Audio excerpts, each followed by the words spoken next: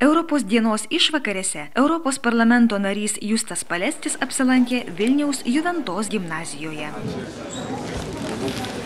Šiandien Europamoka pilietiškumo tema, kurioje dalyvauja Lietuvos politikas ir diplomatas. Kovo 11-osios Lietuvos nepriklausomos valstybės atkūrimo akto signataras, Europos parlamento narys Justas Vincas Paleckis.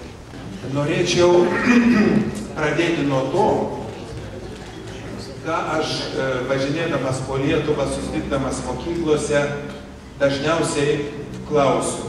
Kaip manot, ar po 20-30 metų, kai jūs būsit savo pačiam stiprume, jau būsit baigę universitetus, dirbsit kažkur, ar ES egzistuos ar ne?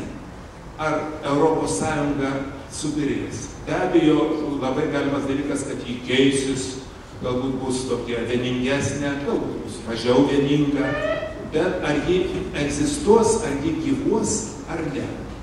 Tie, kurie mano, kad po 20-30 metų ES gyvuos, prašom pakelti rankas. O, čia dar signalai. Na, aiški dauguma.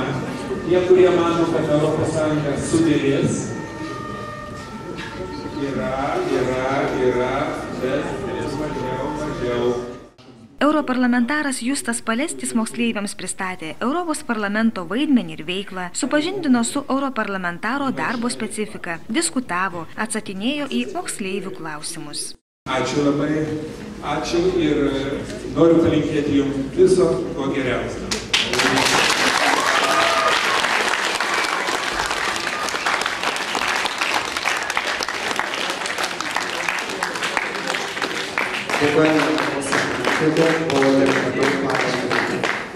Linkime valios ir ryžto, sprendžiant valstybės problemas.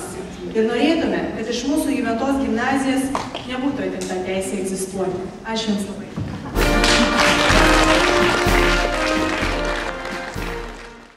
Po susitikimo su moksleiviais Europos parlamento narys apsilankė Juventos gimnazijos Vilhelmo Šekspyro muziejuje. Apžiūrėjęs ir pabendravęs su gimnazijos vadovais bei mokytojais, Justas Paleskis pasirašė svečių knygoje ir padėkojo už šiltą priėmimą.